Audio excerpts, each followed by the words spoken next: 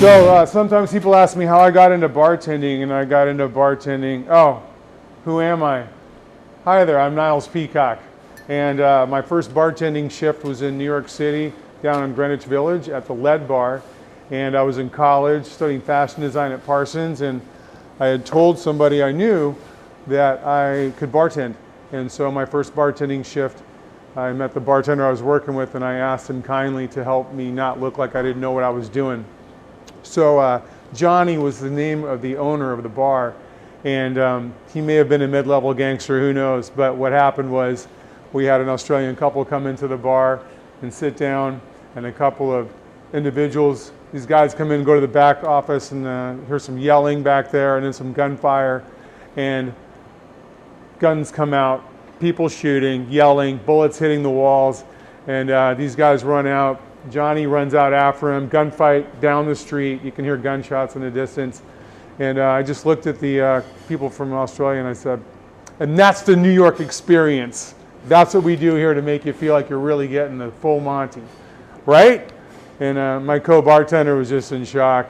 And so we started drinking, all of us, and that was my first bartending shift. So I don't recommend that for everybody, and that's probably not standard for most folks, but that was my introduction to bartending. So anyway, from there to studying and getting to travel a bit and bartend in some pretty cool parts of the country, Miami and Aspen, Las Vegas, Seattle. It's been a lot of fun. So here we are celebrating Oktoberfest with the Rotary Club. I'm going to do the first drink here that's been around for about 100 years. It's called Old Pal. It's made with equal parts that I've already measured out here, an ounce each of rye whiskey, dry vermouth, and Campari. We're going to put a little twist of lemon on there to brighten it up with some of those essential oils. And here we go. We're going to make it for you right now. So, ingredients right there. Going to give it a nice little stir. And what we've got here, rye whiskey, the Campari, the dry vermouth, a little lemon there. Nice little stir. Going to strain it into a cocktail glass. Then we're going to brighten that up with a little bit of lemon. So you got a Y peeler that you can get at QFC or any kitchen place, not a problem. Squeeze the oil on there, like that. Give it a nice little cut. Some people like to just twist it and drop it in. I like to get a little bit decorative, so I'll put a few cuts in it, put a score down the middle, and then I'll put it on the side of the glass like this. So I have a little cut in there like that. There you go. Here we go. Cheers to an Old Pal and to Oktoberfest. All right, I'm gonna put this on the side over here. Remember, anybody can make these at home, and then we're gonna do drinks that are gonna be easy. They're gonna be easy to make.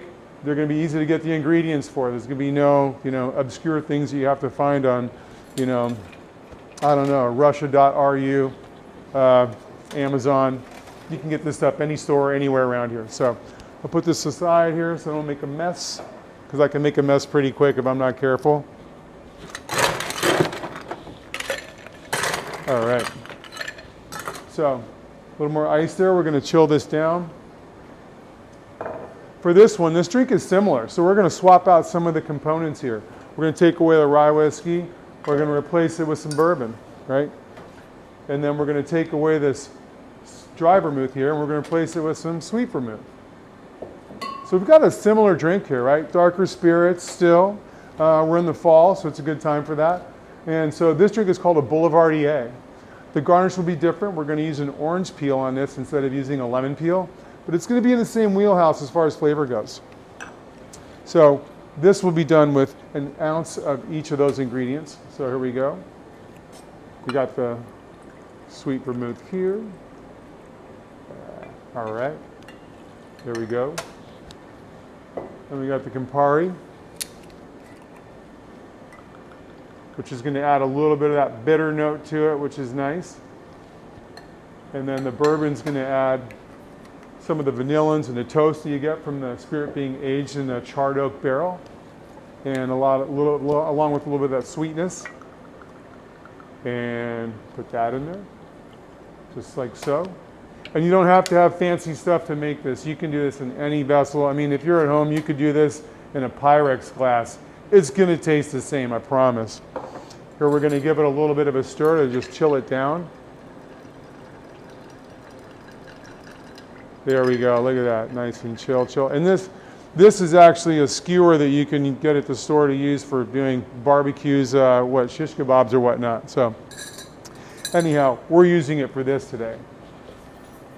And put a little strainer on here. It's called a Hawthorne strainer. There we go. And now we're going to change the flavor of this drink a little bit with the garnish, like we did before using the lemon peel with the orange peel. So when I squeeze this, the orange oil is going to shoot out onto the glass and onto the drink, and it's going to really give that super orange flavor to there. So there we go. And you want to make sure you're squeezing it always over the drink. Otherwise, it's kind of like using salt but missing the food.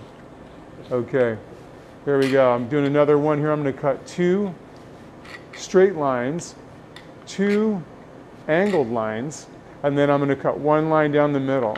So it looks like that, like almost like a smiley. Put that on the side of the glass like this, and you're good to go.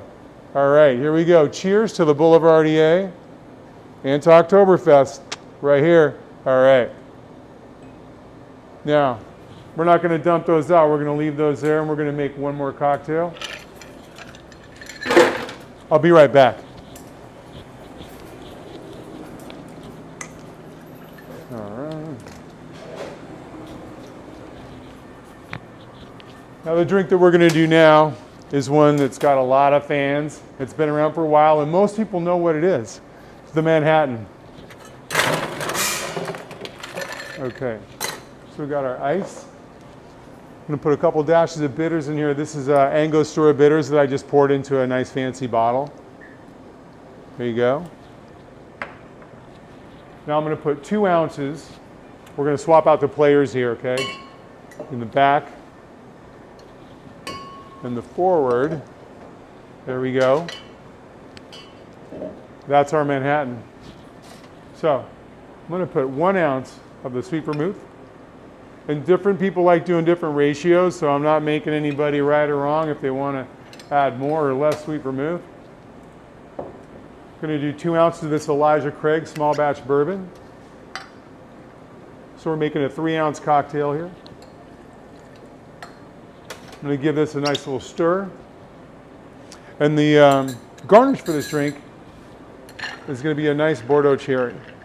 And you can get cherries that cost 11 cents a piece. You can get cherries that cost 50 cents a piece. You can get cherries that cost less than that.